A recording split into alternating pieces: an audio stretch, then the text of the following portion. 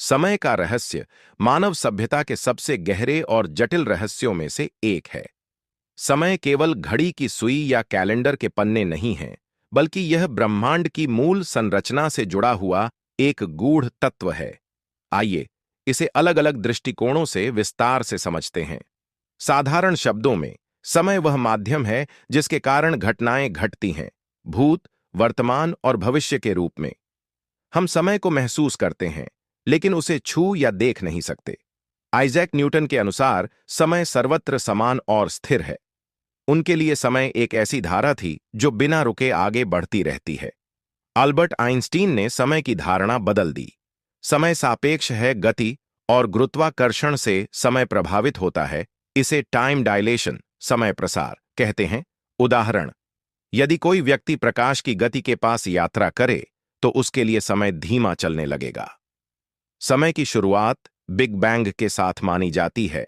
Big bang से पहले समय का अस्तित्व था या नहीं, यह आज भी रहस्य है। ब्लैक होल के पास समय लगभग रुक जाता है। ब्लैक होल में गुरुत्वाकर्षण इतना अधिक होता है कि समय और स्थान की परिभाषा ही बदल जाती है। वैज्ञानिक रूप से संभव मानी जाती है। सैद्धांतिक रूप से अत्यधिक गति या तीव्र गुरुत्वाकर्षण की आवश्यकता अब तक केवल कल्पना, पैराडॉक्स, दादाजी विरोधाभास जैसी समस्याएं। 5 दार्शनिक दृष्टिकोण से समय, भारतीय दर्शन समय को काल कहा गया है। काल को ईश्वर का रूप माना गया है।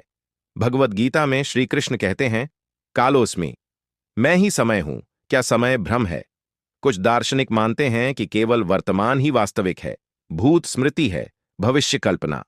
6 समय का तीर, एरो ऑफ टाइम। समय हमेशा आगे ही क्यों बढ़ता है?